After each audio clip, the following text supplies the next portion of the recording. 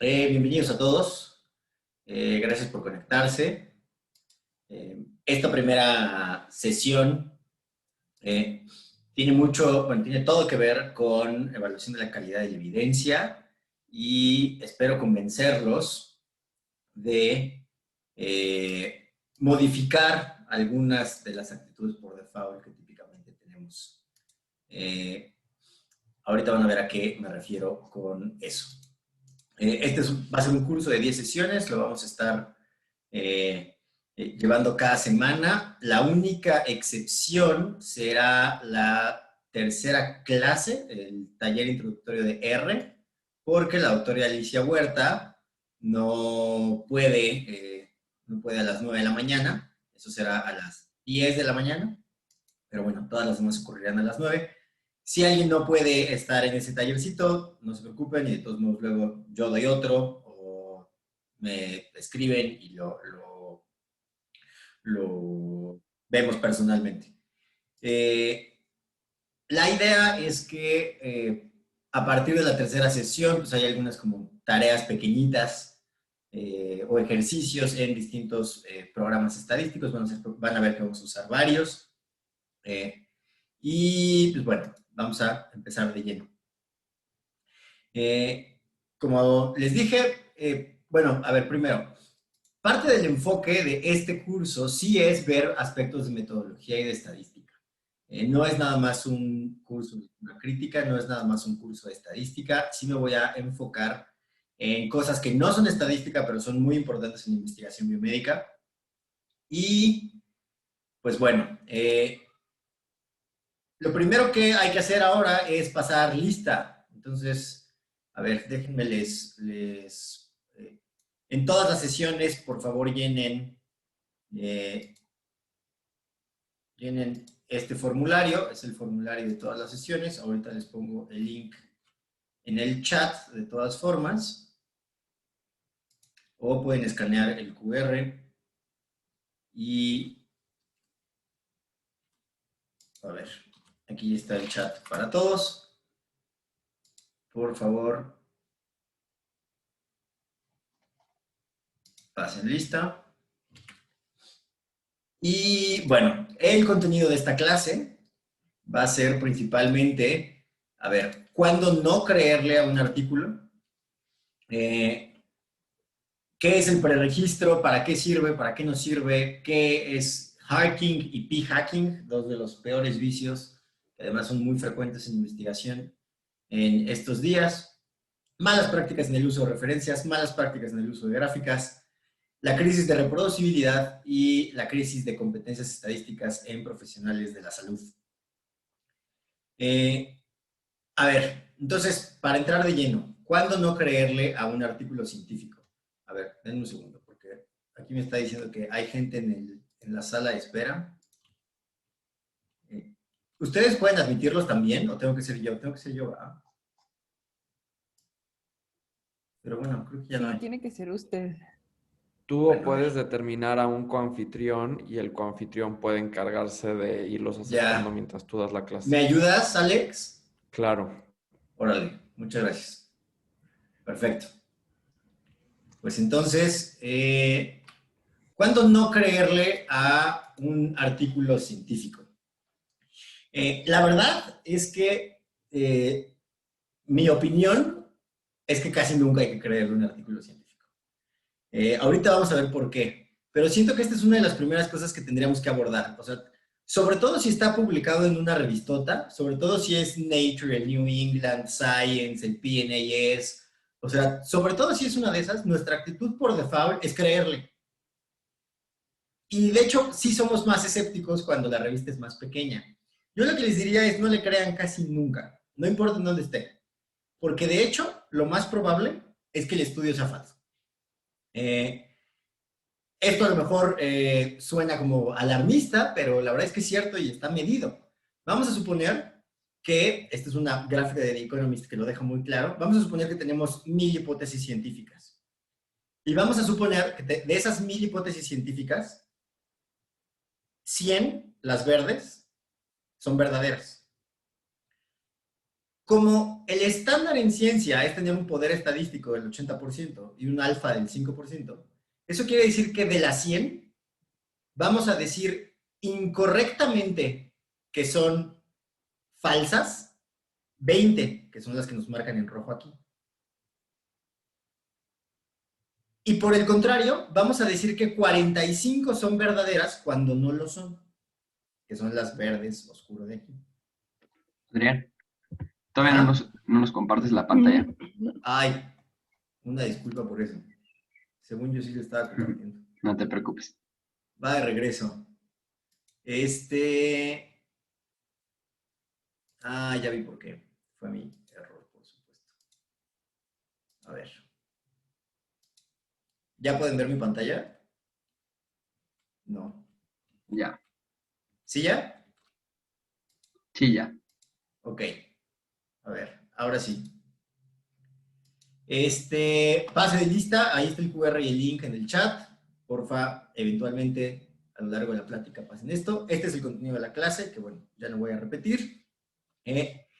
¿Y cuándo no creerle un artículo científico? Insisto, casi nunca. Nuestra actitud por default es creerles, sobre todo a los que están en revistas prestigiosas. Yo creo que tenemos que cambiar esto. Casi nunca hay que creerle. ¿Por qué? Porque en esta gráfica, cada cuadrito es una hipótesis. En 1000 hipótesis, 100 vamos a decir que son verdaderas, que son las verdes de aquí. Si tenemos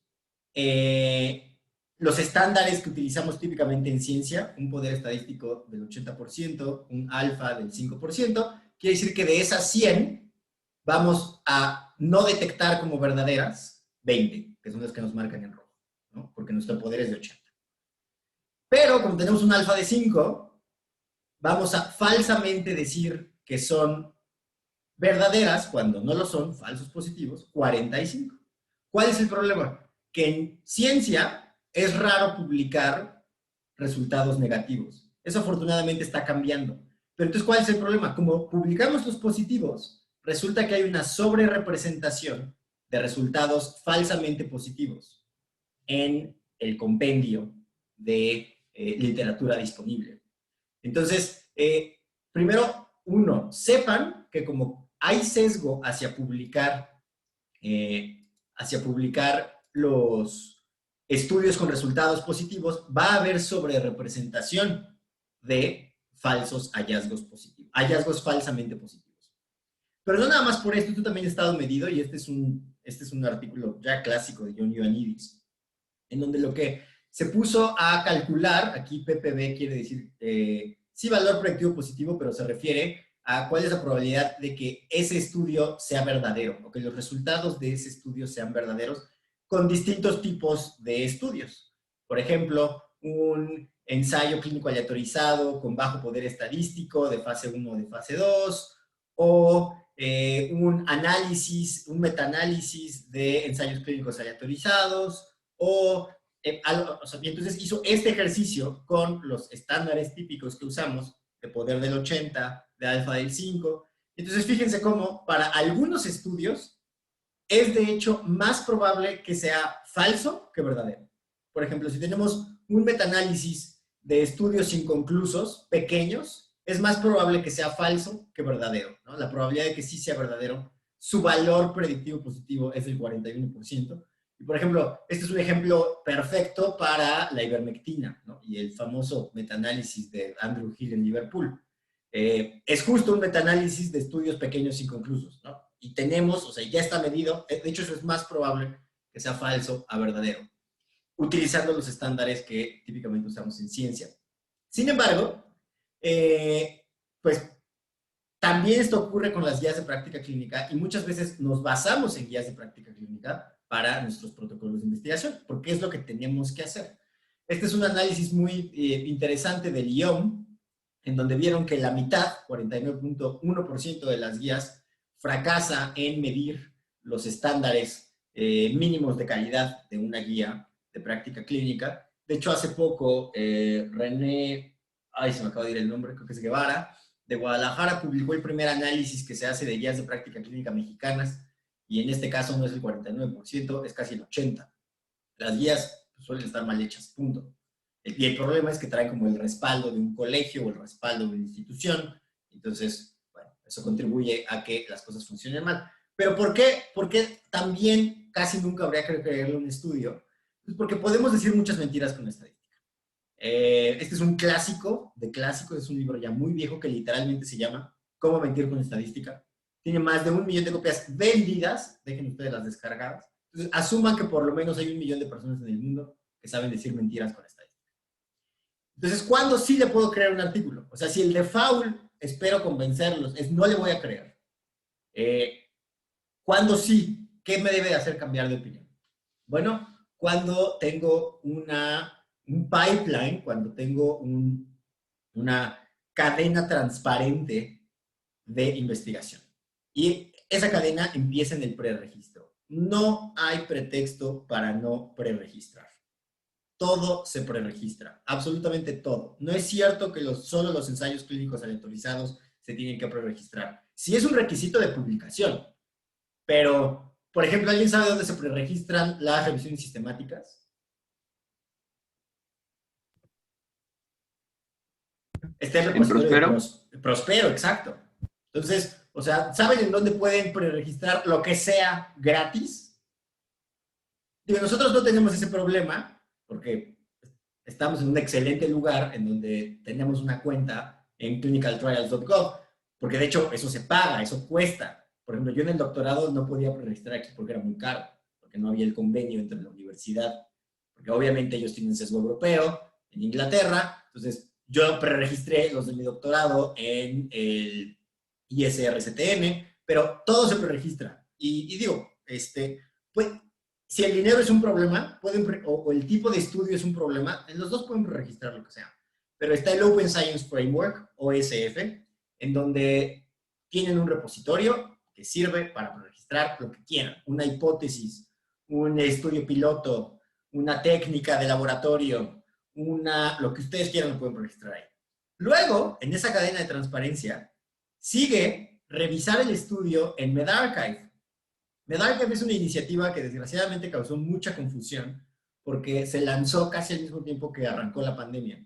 Y mucha gente tiene ideas muy raras sobre medRxiv. Mucha gente cree que es una revista de mala calidad o cree que ver un trabajo en medRxiv es sinónimo de que no pudo publicarse. Y esto no podría ser más falso. O sea, esta idea de archives existe en ciencias desde hace casi más, o sea, desde hace una década, por lo menos en biología, y la medicina se tardó un chorro en subirse ese tren. Hay bioarchive, hay psyarchive, hay physics archive, todo el mundo ya lo hacía menos nosotros, y todo el mundo ya lo hacía precisamente para contrarrestar el peso nocivo que tienen las revistas a la hora de publicar. ¿Por qué? Porque no es raro que lo querían publicar los autores se modifica por lo que la revista exige. La revista muchas veces también se va a meter en qué resultados presentar, cómo presentarlos, el enfoque del artículo. A ver, nos ha pasado a todos, entonces siempre es bueno ver, uno, en el preregistro, qué querían hacer los autores, qué dijeron que iban a investigar, qué hipótesis tenían, cómo dijeron que la iban a analizar, cuál era su outcome primario, cuál era su criterio de significancia. Luego, cuando terminaron su trabajo, que efectivamente hayan hecho lo que dijeron que iban a hacer. Y luego, cómo quedó el producto final respecto a lo que querían hacer los autores en un principio. Además, y afortunadamente esto está cambiando en ciencia, cada vez es más frecuente, cada vez está más de moda. Perdón, acabo de ver en el chat que sí se está grabando esto, sí ya. Cada vez se pone más de moda estas etiquetas, que estas justo son del Open Science Framework, de que haya datos abiertos, materiales abiertos y preregistro. El preregistro, insisto, no hay opción. Pero lo que sí pudiera ser opcional es publicar junto con tu paper tus datos en crudo y tus materiales y tus técnicas en crudo. Hay gente a la que le da ahí comezón subir sus bases de datos y subir sus técnicas y subir sus materiales porque sienten que a lo mejor les van a ganar un análisis o les van a robar la idea, o también a lo mejor porque sienten que los pueden criticar o demeritar el trabajo. Yo les diría que no tengan miedo. siempre que sea posible, a menos que haya un paper adicional ahí ya en el tintero, no metan sus datos, pero idealmente háganlo todo, porque este nivel de transparencia es lo que va a hacer a la gente confiar más en su artículo. Otro excelente motivo por el cual preregistrar, sobre todo para los investigadores, es porque protege su propiedad intelectual. Ustedes pueden decir desde antes que inicie su estudio, a mí se me ocurrió primero, o esa técnica la describí yo primero. Y además pueden, o sea, tienen una patente de cuáles son los proyectos en los que están trabajando. Pero ¿para qué le sirve al lector preregistrar? Para evitar este vicio que se llama harking. Harking quiere decir hypothesis after results are known.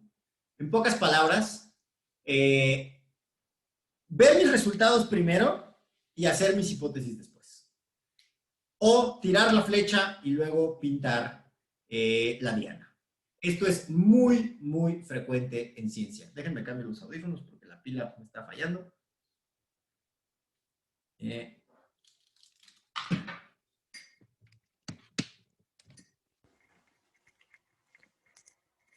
A ver.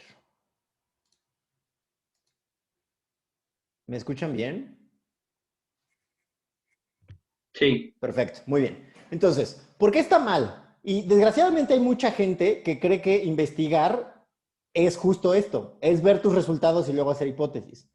Esto está mal porque la tasa de descubrimientos falsos, que es algo de lo que vamos a platicar en sesiones futuras, me va a llevar a perseguir muchas hipótesis incorrectas. O sea, no le conviene al investigador y tampoco le conviene a los lectores.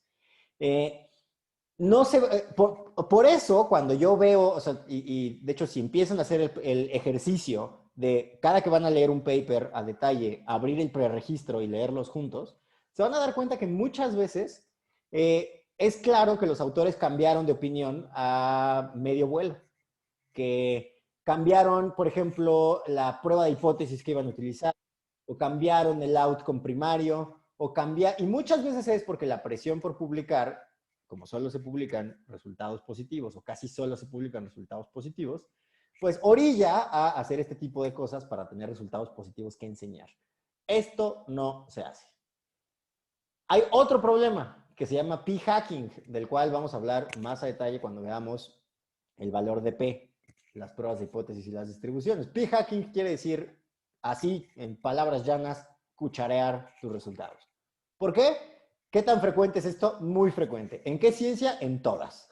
Lo que están viendo aquí es justo un análisis de, o sea, lo que ustedes esperarían en las gráficas es la distribución del valor de P, dado el azar. Y entonces, como se pueden dar cuenta, o como quieren poner los autores en de estos distintos artículos, los resultados justo por abajito de 0.05 son más frecuentes que todos los demás. O sea, son más frecuentes de lo que esperaríamos. Y los resultados justo por arriba de 0.05 son menos frecuentes de lo que esperaríamos. ¿Qué quiere decir? Este es el tipiquísimo, no, pues es que nos salió como que hay tendencia, o nos salió como que nos falta poquito para la significancia, reclútate unos más para bustear el valor de P. Esto se vale si tenías poco poder estadístico, pero no, y vas por una diferencia clínicamente significativa. Pero no se vale si ya tenías un cálculo muestral previo en donde te iba a dar una diferencia razonable y simplemente por mover el valor de P vas a reclutar más muestra. También para eso sirve el preregistro, para que yo pueda ver. Los autores dijeron que iban a reclutar 20, pero acabaron reclutando 40. ¿Por qué? Probablemente para mandar la P del lado significativo. Si yo incremento mi muestra, eventualmente voy a encontrar diferencias entre grupos. Lo que pasa es que la diferencia va a ser más y más pequeña. Entonces, eso no se hace. También no hay que creerle un artículo porque los artículos se retractan. Este año nada más Lancet tuvo que retractar 2 artículos de hidroxicloroquina. El New England ha tenido que retractó, bueno, hace ya mucho tiempo, pero talidomida como tratamiento para las náuseas. JAMA ha tenido que retractar varias cosas de psiquiatría. No hay revista prestigiosa que esté libre de este tipo de eventos Entonces también asuman que pueden estar leyendo algo que va a ser retractado después o que es retractable. Entonces, muchas veces, como tenemos inseguridad respecto a nuestra capacidad de analizar artículos, simplemente delegamos en el equipo editorial de la revista el analizarlo a fondo. Asumimos que pues, debe haber alguien en Lancet, debe haber alguien en el New England que sepa analizar bien un artículo y pues por prisas, simplemente si está ahí, lo utilizamos o lo damos como por verdadero. Ahora, mal uso de referencias. Puede ser que el artículo esté bien, pero las referencias estén mal. Y aquí les voy a contar algo que me pasó cuando yo era R1 en medicina interna. Este es un pequeño caso clínico de un hombre de 60 años de edad, tiene disnea, le tomamos una placa, le detectamos un derrame pleural derecho y pues, lo que hay que hacer con cualquier derrame pleural, hay que abordarlo. El paciente toma furosemida, espironolactona, propranolol, lactulosa. Y esto es muy como para residente de medicina interna, pero una pregunta típica en el abordaje de los derrames pleurales es ¿cuál de estos medicamentos puede hacerme detectar un exudado como trasudado? Perdón, al revés, un trasudado como exudado. Y la respuesta es furosemida. ¿Qué alternativa diagnóstica tenemos? Y lo que le solíamos decir a los residentes era que el gradiente de proteínas en suero y líquido pleural. Y a mí me empezó a llamar la atención, a ver, ¿de dónde salió esto? ¿No? O sea, ¿quién validó? ¿Cómo sacamos esta pieza de conocimiento de que el gradiente de proteínas en suero y líquido pleural era nuestra alternativa cuando no podíamos usar los criterios de Light en un problema clínico como este? Y entonces, mis residentes mayores me mandaron la revisión que hacemos leer a todos los residentes cuando llegan sobre derrames pleurales, que le escribió nada más y nada menos que Richard Light, es decir, la vaca sagrada de derrames pleurales en el mundo.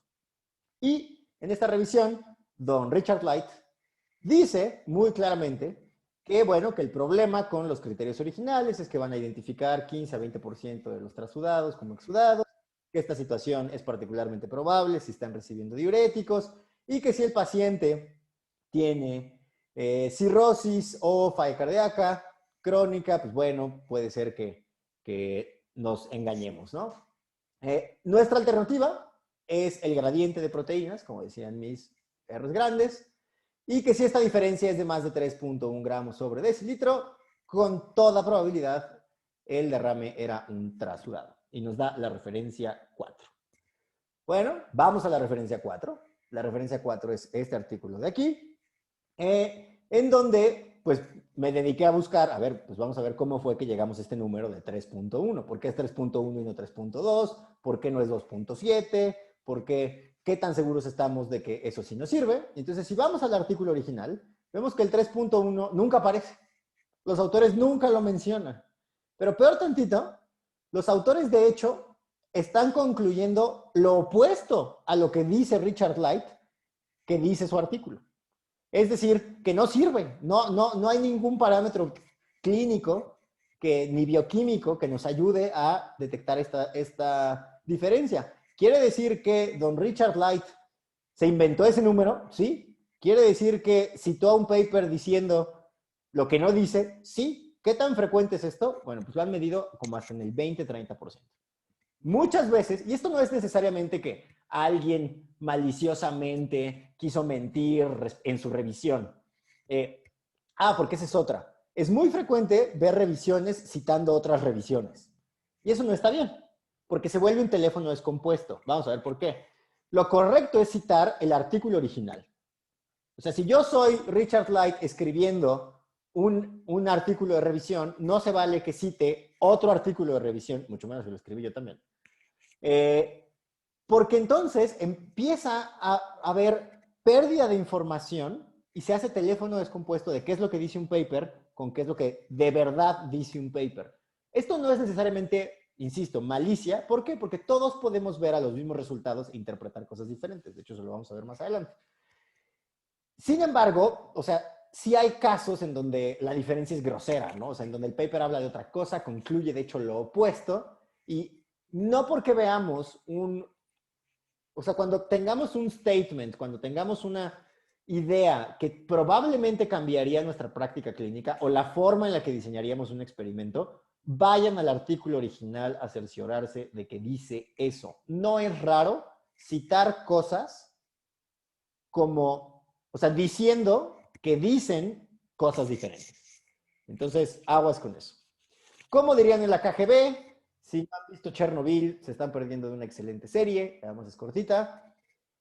Créanles, pero verifiquen. A las referencias en un artículo, sobre todo en un artículo de revisión, créanles, pero verifiquen. Ahora, mal uso de gráficas. A ver, ¿quién se anima? Tenemos 4 medicamentos que aumentan la fracción de eyección del ventrículo izquierdo. Todos reportaron la misma media y la misma desviación estándar de mejoría. ¿Cuál es el mejor medicamento?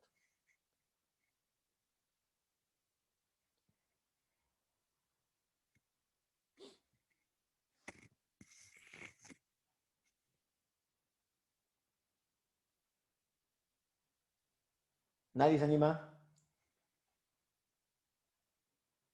A, B, C, D, todos son igual de buenos. ¿Qué medicamento es el mejor?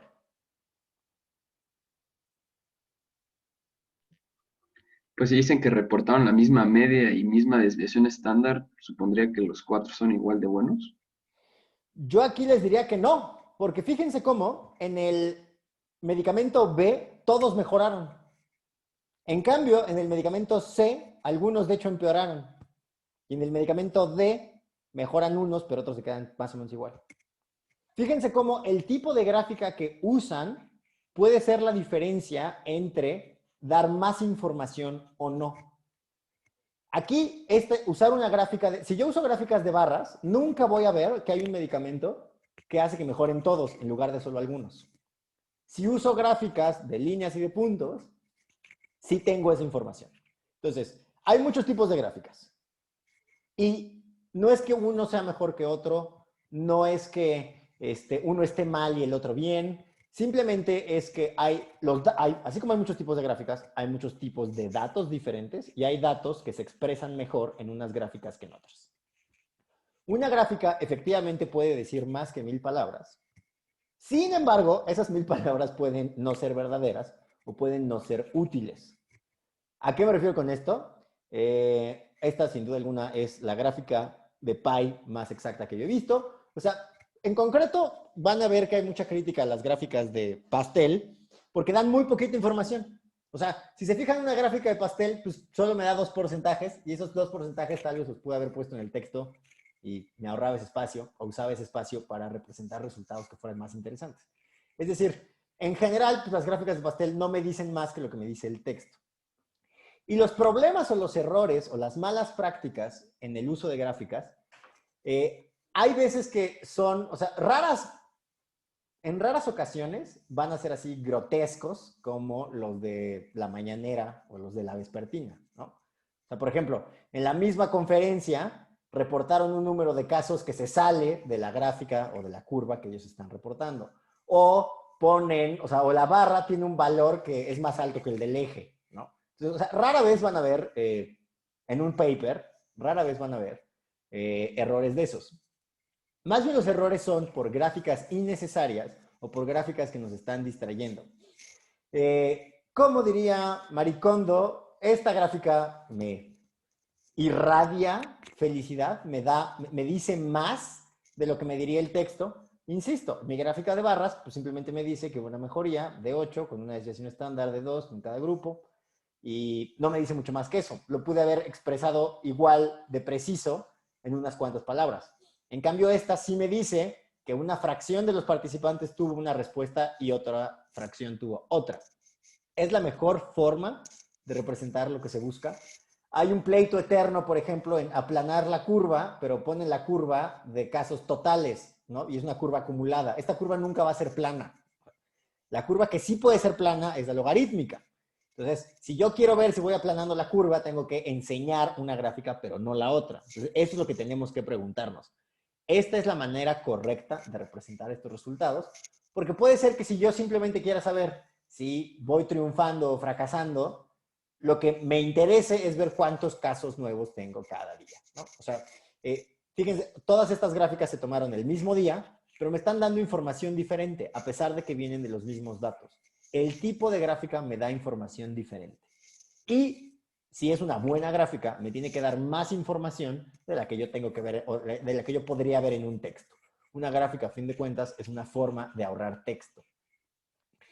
¿En qué me tengo que fijar? Que suena muy obvio, pero pues desgraciadamente muchas veces pasa por alto. En si los ejes son correctos y la escala de ese eje es lineal o logarítmica. Algo que se hace mucho, por ejemplo, en investigación, es que, bueno, yo creo que hay colegas que tienen un miedo irracional por las pruebas no paramétricas. Entonces, para normalizar los datos y poder usar pruebas paramétricas, convertimos nuestros datos a una escala logarítmica. Entonces, esa escala, o sea, obviamente cambios en esa escala van a ser más grandes y me tengo que dar cuenta de eso, a eso me refiero. Pero además tengo que fijarme en que la escala esté completa. Algo que le encanta hacer al New England es este tipo de cosas. O sea, tenemos en el eje de las X años de seguimiento y en el eje de las Y incidencia acumulada. Expresada, eso es importantísimo, en porcentajes. Y entonces me están mostrando cómo el placebo tiene una incidencia acumulada más grande que el Helicobacter pylori. ¿Quién me dice cuál es el problema con esta gráfica?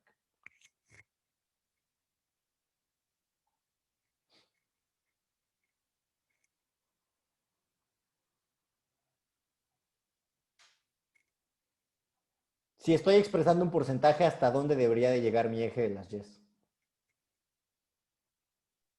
¿Hasta 100? El 100. Hasta 100.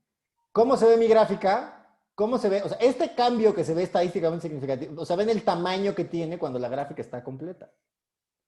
Y al New England le encanta cortar el eje de las Y's. ¿Por qué? ¿Quién sabe? Fíjense cómo mi percepción del cambio, de la diferencia entre grupos es totalmente diferente cuando veo una gráfica de este tamaño. ¿Por qué? Porque yo puedo encontrar diferencias estadísticamente significativas que son clínicamente irrelevantes o epidemiológicamente irrelevantes. ¿Cuáles las diferencias, por ejemplo, en estos dos grupos de gráficas? ¿No? En estas gráficas de barras tenemos que la diferencia entre el grupo A, el grupo B y el grupo C se ve muy grande. ¿Pero por qué se ve muy grande?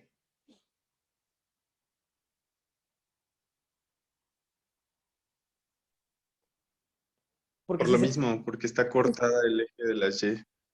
¿En dónde empieza? Empieza en 50. Fíjense cómo puedo yo mañosamente aumentar la diferencia entre grupos si mi gráfica empieza en 50 y cuando mi gráfica empieza en 0, ya esa diferencia pues se ve mucho menos llamativa.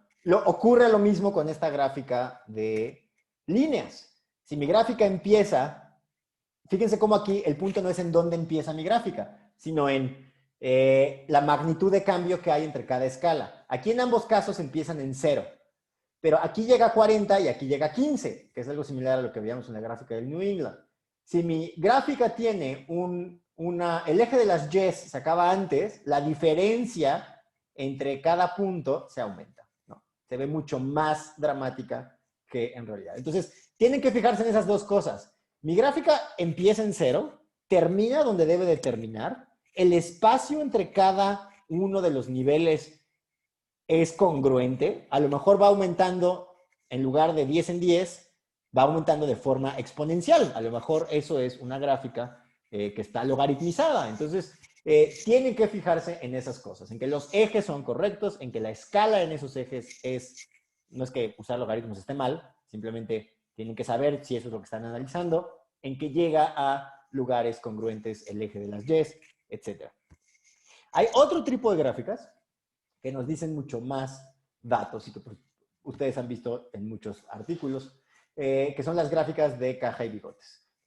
Se componen típicamente por mediana, o sea, la mediana va dentro de la caja, los límites de la caja están dados por el rango intercuartílico, ¿no? El cuartil 1 y el cuartil 3, y los datos extremos son los que delimitan el tamaño y la posición de los bigotes. Son buenas, me dicen más información, pero tienen limitaciones. Y como comercial, lo que quiero decirles es que, pues, aunque están bien, ya están viejitas. ya podemos hacer las cosas mucho mejor. Lo que ocurre es que, pues no, o sea, suerte intentando hacer eso en SPSS o en Excel. ¿Por qué? Porque ha cambiado mucho la forma en la que podemos representar datos. O sea, fíjense cómo esta es una forma progresiva respecto a cómo se han ido puesto de moda representar este tipo de datos, por así decirlo. Son los mismos. Cada etapa de la animación es una forma diferente. Entonces, ahora puedo decirles no nada más dónde está la mediana, dónde están los valores extremos, puedo ponerles dónde está cada punto, puedo ponerles qué forma tiene la distribución, puedo poner en las gráficas de violín, puedo ponerles un comparador, puedo hacerlos translúcidos y ponerles un comparador encima que me permita hacer un análisis adicional. Puedo además compararlo con países y con densidades. O sea, esta sí es una gráfica que me está ahorrando un chorro de párrafos. Es una gráfica mucho más útil que una gráfica de caja y bigotes. Pero no solo eso. Fíjense cómo la gráfica de caja y bigotes es ciega a cambios en la distribución. Si yo aquí tengo valores que están continuos, aquí, y valores que están muy disgregados, mi gráfica de caja se va a ver igual. Entonces, en cambio, una gráfica de violín no.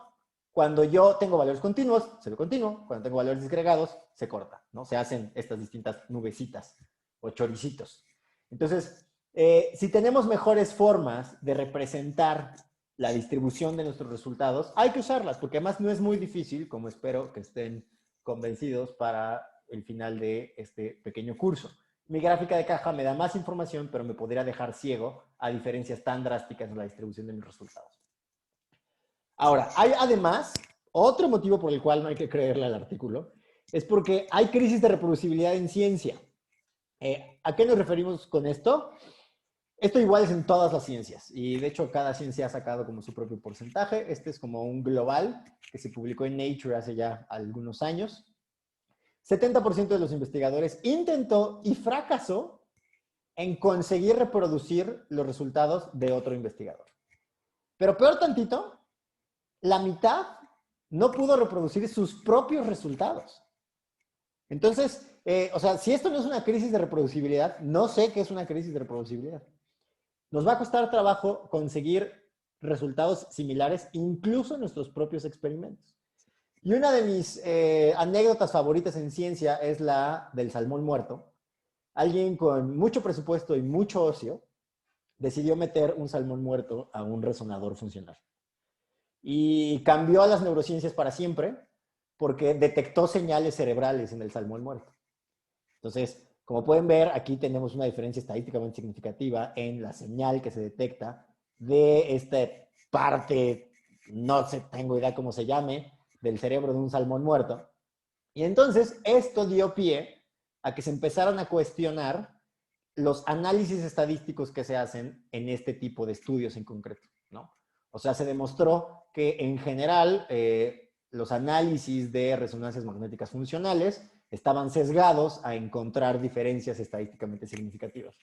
Tan sesgados que podrían encontrar señales en el cerebro de un salmón muerto. Y además de que después de este pequeño trabajo serendípico, consiguió un grant por $4 millones en Stanford para hacer el Centro de Reproducibilidad de Neurociencias. O sea, este es un cuate que su trabajo ahora es simplemente intentar reproducir los resultados de resonancia magnética funcional de otros trabajadores. Él no genera hipótesis, no mete grants, no hace nada. Simplemente su trabajo es, cuando alguien publica algo, intenta reproducir sus resultados. Y además se volvió una referencia en su propio campo, porque cuando este cuate puede replicar tus resultados, ya todo el mundo les cree en automático, ¿no? O sea, se volvió como un estándar de calidad. Y además le dieron un Ig Nobel, que yo digo que es un premio que sí es muy prestigioso. Si no lo conocen, son los premios que se dan medio en broma, una semana antes de dar los Nobel, y se da por investigación rara. Entonces, rara pero útil y contraintuitiva. Entonces, le dieron un Ig Nobel por eso. Pero hay un problema todavía adicional. O sea, vamos a suponer que en el campo del metabolismo tenemos a alguien que se dedica a reproducir todos los resultados y que, o sea, imagínense que no hay crisis de reproducibilidad. Seguimos teniendo un problema, porque incluso si analizamos los mismos resultados, va a haber diferencias en las conclusiones. En este artículo, no fueron investigadores intentando repetir el estudio. La misma base de datos se compartió con distintos investigadores y 35% de las veces las conclusiones cambió. Es decir, aquí el problema ya ni siquiera es, no puedes replicar mi técnica. Ya ni siquiera es, obtuviste resultados que tienen, que están marginalmente fuera del intervalo de confianza que yo reporté. Aquí pasé mi misma base de datos y más de un tercio de las veces concluiste algo diferente. De hecho, este es un artículo también de John Ioannidis, el que les mencioné al principio. Y por eso ahora se propone, o el estándar, es que haya análisis de triple ciego. Que una persona que no esté relacionada, o sea, el triple ciego, el tercer ciego es el que analiza. El primer ciego es el paciente, el participante. El segundo ciego es el investigador, que pues no sabe cuál es la intervención asignada. Pero el tercer ciego es quien analiza los datos, precisamente para intentar compensar estos sesgos. Y además, ya para terminar, hay crisis de competencias estadísticas en profesionales de la salud. En general, este es un conjunto de ideas en las que me he interesado recientemente. La pandemia lo ha dejado clarísimo, ¿no? O sea, yo suelo decir estos días que, o sea, la población en general tiene permiso de creer lo que ellos quieran. Tienen permiso de creer que pagamos la renta con líquido de la rodilla derecha. Tienen permiso de creer lo que ellos quieran. Pero los médicos no. O sea, los profesionales de la salud no. Las peores noticias falsas, los peores rumores son los que llevan cédula profesional. Y gran parte de lo que ha contribuido a que haya una infodemia y que veamos recetas terribles como esta, por ejemplo, es que no analizamos bien la evidencia disponible, ¿no? O sea, tenemos un chorro de recetas todos los días, vemos recetas que tienen buenas intenciones pero malas ideas y que están basadas en evidencia de muy mala calidad. Esto no es nuevo. Se sabe desde hace décadas. Se sabe que los médicos en general, por ejemplo, batallan entendiendo los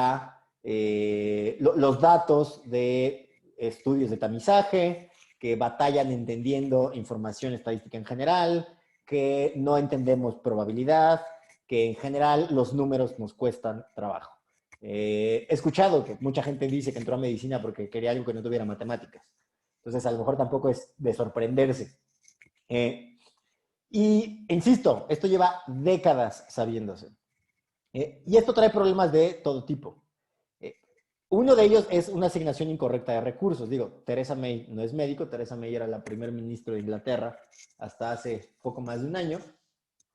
Y este es un ejemplo que se cita mucho en artículos al respecto, porque se gastaron, o sea, porque se hizo una política pública que se gastó muchísimo dinero en entender de forma incorrecta los marcadores estadísticos de cáncer, en este caso de colon.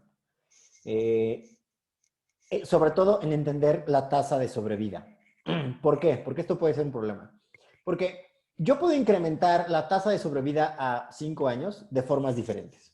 Detectando pacientes más jóvenes, encontrando tratamientos más eficaces o detectando etapas avanzadas temprano. Vamos a suponer que yo tengo cáncer de próstata y que mi cáncer es agresivo y que voy a fallecer a los 50 años. Bueno, pues la tasa de sobrevida a 5 años va a incrementar si me dicen que tengo cáncer de próstata a los 40 en lugar de a los 45. Pero en realidad me moría a la misma edad. O sea, en realidad no hubo ningún beneficio en esas intervenciones. No porque yo incremente la tasa de sobrevida, quiere decir que estoy haciendo algo por los pacientes. Y no entender ese tipo de diferencias, pues ya ha quedado documentado que ha contribuido a gastar dinero en el lugar equivocado. Ese es un tipo de problemas que se generan. Ocurre lo mismo con la próstata, por ejemplo. El pleito eterno entre internistas y urólogos es que el tamizaje para cáncer de próstata pues no sirve de nada. Esa es la verdad de las cosas. Pero los urólogos, bueno, pues les van a decir que sí, que a veces, que... ¿Por qué? Porque no porque yo lo detecte antes quiere decir que tengo herramientas suficientes para salvar a ese paciente. Mi número necesario de tamizar es altísimo.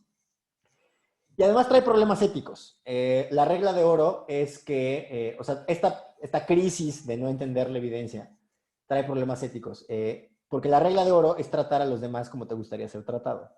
Y tenemos evidencia de que los médicos no tratamos a nuestros pacientes como nos gustaría ser tratados. Los oncólogos escogen tratamientos diferentes cuando ellos son los que tienen cáncer. No porque sean malas personas y no porque no se interesen en sus pacientes, sino porque están tomando decisiones incorporando evidencia que no está publicada. Tienen información subjetiva. Y vamos a hablar de eso después, pero o sea, esto resalta la importancia de tener estudios de investigación enfocados en outcomes relevantes para el paciente, no necesariamente para el oncólogo. Pero esto está diseminado en todas las profesiones, ¿no? O sea, en enfermería también prefieren, o sea, si uno compara los tratamientos de cáncer, los tratamientos oncológicos de médicos y enfermería con los del público general, son muy diferentes. Y además hay evidencias publicadas de que cuando los oncólogos sobreviven al cáncer, o sea, cambian su práctica. Además, también hay evidencia de que la mayor parte de los médicos rechazaría intervenciones que prescribimos todos los días para prolongar la vida. O sea, claramente tratamos a la gente distinto de como nos gustaría ser tratados. Y esto también tiene que ver con la crisis de no entender la evidencia que se publica y también con los gaps que esa evidencia no tiene. Un ejemplo que, por ejemplo, menciono mucho es la tasa de arrepentimiento de la diálisis. Hay estudios en donde le preguntan a pacientes, sobre todo geriátricos, que están en diálisis, si volverían a hacer lo mismo. Y 60% dice que no a los 2 años. Pero estudios como esos son rarísimos. O sea, yo no tengo un estudio que citar para decir la tasa de arrepentimiento, por ejemplo, de tener una gastrostomía o de que me den maniobras de reanimación o ese tipo de evidencia falta. Y parte de los problemas, y bueno, esta es la persona que me metió a interesarme en estas cosas, el profesor Gergi Gerenzer, de hecho es economista. Una de sus principales ideas es que el problema no está en no saber, el problema típicamente está en no saber que no se sabe. O sea, batallamos mucho enfrente de un paciente, pero también enfrente de un artículo, en identificar la información que no está ahí. Pues porque nuestro cerebro tiene sesgos para encontrar patrones y nuestro cerebro tiene sesgos para completar la información. Entonces, nos cuesta más trabajo identificar que falta información relevante o útil que detectar información falsa. Y lo más importante es que Gergi Gerenzer y su grupo en la Charité es el hospital más importante en Alemania, es un hospital universitario en Berlín, a sus adscritos y a sus médicos de último año, a sus residentes de último año, les hicieron un examen de 10 preguntas con conceptos básicos de estadística, y al principio todos reprobaban, pero después de un pequeño curso todos ya sacaban 8, 9 y 10. Entonces, lo más importante de este problema es que se puede arreglar con intervenciones relativamente sencillas. Justo por eso, hace unos meses empecé un proyecto con enseñanza del instituto, dando un curso con este enfoque, con el enfoque de este estudio, para los residentes de nutrición. Ya terminamos el curso, ya estamos en la parte de analizar o de medir el impacto. Este es un curso que, de hecho, ayer subí a YouTube y que tiene un enfoque distinto a lo que vamos a platicar nosotros. O sea, ese sí está totalmente enfocado en la práctica clínica. Por supuesto, va a haber cosas que se traslapen, pero bueno, o sea, a lo mejor ahí hay, o sea, sí hay cosas que hablamos ahí que no vamos a hablar acá. Y pues, si le quieren echar un vistazo, lo pueden encontrar ahí. Son crisis diferentes, pero en realidad convergen en que nos cuesta mucho trabajo interpretar evidencia imperfecta. En que cuando sale un preprint en medRxiv que dice que la ivermectina inhibe la replicación viral, ya todo el mundo empieza a recetar ivermectina. En que no hacemos el proceso completo. O al revés, cuando sale un paper en Lancet que dice que la hidroxicloroquina funciona, todo el mundo empieza a recetar hidroxicloroquina, los pacientes con lupus se quedan sin el medicamento, pero luego retractan ese paper y nadie o pocas personas se tomaron la molestia de revisar el paper con lo que decía el preprint y con lo que decía el preregistro, etcétera, etcétera. En realidad son dos caras de la moneda. a la que estamos expuestos los trabajadores de la salud, sobre todo quienes vemos pacientes e investigamos, como somos la mayoría de nosotros, que convergen en que nos cuesta trabajo, primero, recordar que la mayor parte de la investigación es imperfecta, y segundo, identificar o dejarnos llevar por estas trampitas que tienen muchos artículos y que nos hacen concluir cosas equivocadas. Eso es todo y tenemos 5 minutitos para preguntas.